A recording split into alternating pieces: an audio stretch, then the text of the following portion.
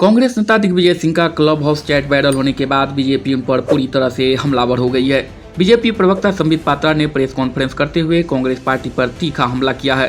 संबित पात्रा ने कांग्रेस पर गंभीर आरोप लगाते हुए कहा है कि कांग्रेस का पाकिस्तान के साथ रिश्ता है, दोनों के बयान एक जैसे होते हैं, दोनों के विचार एक जैसे हैं। क्लब चैट में सुन सकते हैं कि कैसे कांग्रेस के सत्ता में वापस आने पर आर्टिकल 370 की बहाली की बात की जा रही है।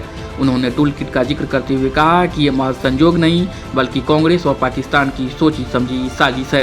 कुछ दिनों पहले हमने एक टूल किट के विषय में भी जिक्र किया था। ये सारा जो आप देख रहे हैं, ये सारा उस टूल किट का हिस्सा है। All this is part of the tool kit of Congress.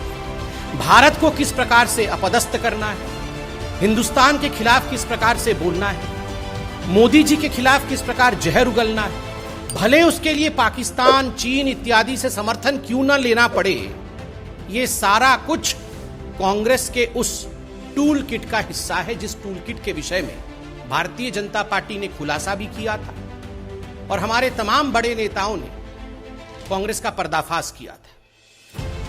बंधुगण, इस क्लब हाउस में हम देखते हैं कि पाकिस्तान का एक पत्रकार, पाकिस्तान का एक जर्नलिस्ट किस प्रकार से मोदी जी के हटने के बाद भारत की सत्ता क्या होगा, भारत के सत्ता का पॉलिसी कैसा होगा, कश्मीर पॉलिसी कैसा होगा, इस पर सवाल पूछा। आप खुद बताइए, आप में से यदि कोई उसमें मौजूद होता, आपसे ये सवाल पूछा जाता तो स्वाभाविक है हम में से कोई भी व्यक्ति उस पत्रकार को कहता, अरे भाई पत्रकारिता तो ठीक है, हमारे यहां सरकार कब परिवर्तित होगी, कैसे परिवर्तित होगी, इसमें आपको नाक घुसाने की आवश्यकता क्या है, इस विषय में आपको व्यक्तिगत रूप से इंटरफियर करने की आवश्यकता क्या है, आप तो पाकिस्तानी हैं। मगर नहीं, दिग्विजय सिंह जी ने धन्यवाद देते हैं, थैंक यू कहने के बाद दिग्विजय सिंह जी ओब्लाइज करते हैं और उत्तर देते हैं कि अगर मोदी जी हट जाते हैं सत्ता से तो जो कश्मीर पॉलिसी होगी उसके अंतर्गत कांग्रेस की जो सरकार आएगी वो आर्टिकल 370 को फिर से रिवोक कर देगी, अर्थात आर्टिकल 370 को 370 को जम्मू कश्मीर में पुनः स्थापित। हालांकि जम्मू कश्मीर के पूर्व सीएम फारूक अब्दुल्ला ने वायरल क्लब चैट पर दिग्विजय सिंह के बयान का स्वागत करते हुए कहा कि उन्हें कश्मीर की भावनात्मक पहलुओं का आभास है। इन सब के बीच पात्रा ने कहा कि कांग्रेस को अपना नाम INC से बदलकर ANC यानी एंटी नेशनल क्लब हाउस कर लेना चाहिए। कांग्रेस मोदी से घृणा करते करते देश से घृणा कर बैठे हैं। बीजेपी से हमले के बाद मध्य प्रदेश कांग्रेस प्रवक्ता अब्बास हफीज ने कहा कि बीजेपी झूठ फैला रही है। बीजेपी को दिग्विजय सिंह का अंग्रेजी में दिया गया बयान समझ में नहीं आया। दिग्विजय सिंह ने आर्टिकल 370 हटाने की बात नहीं की। जनता का भरोसा खो चुकी है, इसीलिए वो हताश है, निराश है। तभी आज भाजपा दिग्विजय सिंह जी के बयान का गलत मतलब के साथ प्रचार कर रही है। ये सबसे बड़ा प्रमाण है इस बात का। दिग्विजय सिंह जी का बयान अंग्रेजी में है, शायद भाजपा के बहुत से मित्रों को सही से समझ में नहीं आया है, इसीलिए वो भ्रम फैला रहे हैं। दिग्विजय सिंह जी ने अपने बयान में कहीं नहीं कहा है कि वो 370 को दोबारा लागू करवाएंगे। ये बात बिल्कुल झूठ है।